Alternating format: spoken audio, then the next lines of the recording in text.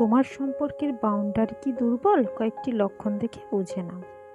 ভিডিওটি পুরোপুরি দেখবেন, ভিডিওতে থাকা কোনো কথা আপনার কাজে লাগবে।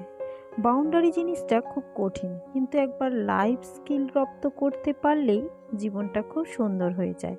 বেশিরভাগ মানুষের বাউন্ডারি খুব দুর্বল, এতে করে নানা রকম মানসিক চাপ সৃষ্টি হয়, আমরা সমস্যায় ভুগি। আমাদের ছোটবেলা থেকেই ইচ্ছের বিরুদ্ধে অনেক কাজ করতে হয়, যেমন বাড়িতে কোনো গেস্ট এলে ইচ্ছে না থাকলেও গল্প করা, জড়িয়ে ধরা, ভালো না লাগলেও কোনো আত্মীয়ের বাড়ি যাওয়া, আরও অনেক কাজই ইচ্ছের বিরুদ্ধে করতে হয়। আজ আমি কয়েকটি লক্ষণের কথা বলবো, যা শুনে আপনি বুঝবেন আপনার সম্পর্কের বাউন্ডারি শক্ত না দুর্বল। প্রথমত, সিদ্ধান্ত নিতে না পারা।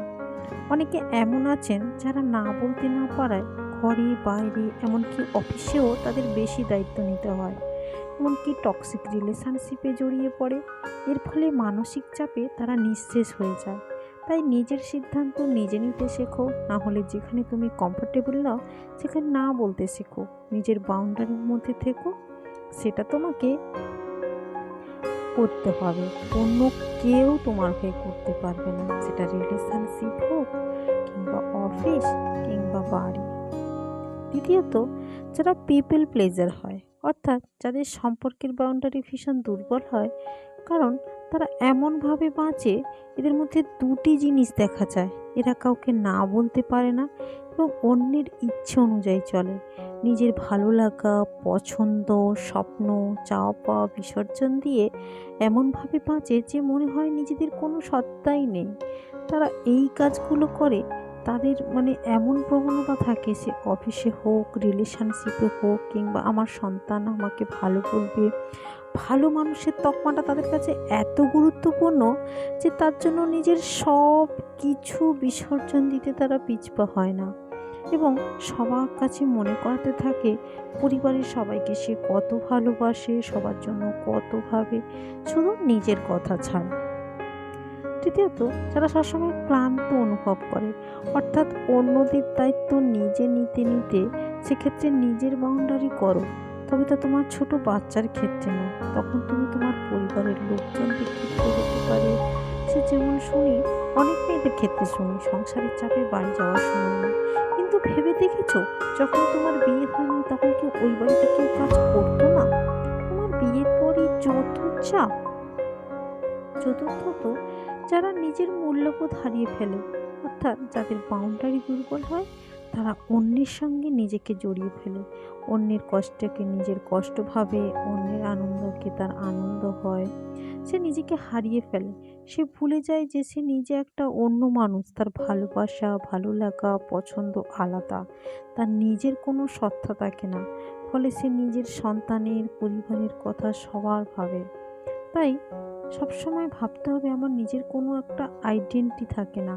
তাই সন্তান, সংসার, পাশাপাশি ভালো লাগা, মন্দ লাগা বিষয় নিয়ে একটা আইডেন্টিটি বানাও, যেটা তোমাকে স্বস্তির নিঃশ্বাস দেবে। পঞ্চমত, নিজের সব পার্সোনাল কথা সবার সঙ্গে শেয়ার না করা। দেখবে, যাদের বাউন্ডারি দুর্বল হয় তারা সব কথা সবার সঙ্গে শেয়ার করে দেয়, যাদের সঙ্গে তার তেমন কখনো কোনো সম্পর্ক গড়েই ওঠেনি। তাই তারা নিজেরাই বিপদে পড়ে, বা অপরদিকে থাকা মানুষটা আনকমফোর্টেবল ফিল করে। তাই বুঝে সুঝে মনের কথা শেয়ার করো। আগে দেখে নাও সে তোমার পার্সোনাল কথা শোনার যোগ্য কিনা। 6, অন্যের বাউন্ডারির প্রতি রাগ, ক্ষোভ, হিংসা না করা। যাদের বাউন্ডারি দুর্বল হয় তারা অন্যের স্ট্রং বাউন্ডারি থেকে হিংসা করে। তারা নিজের ভুলগুলো না শুধরে অন্যের ওপর বৃথা রাগ করে। যদি দেখো তুমি একা এত কিছু করার পরেও প্রতিদানে কিছু পাচ্ছ না, তাহলে রাগ না দেখিয়ে অপরদিকে থাকা মানুষটা কিংবা তোমার অফিসের বস কিংবা পরিবারের লোকজনের সঙ্গে বসে তোমার বাউন্ডারি বিষয়ে আলোচনা করো, তাদের সঙ্গে কথা বলো। তাহলে দেখবে আর ক্লান্তি, অবসাদ, উদ্বিগ্নতা কিছুই থাকবে না।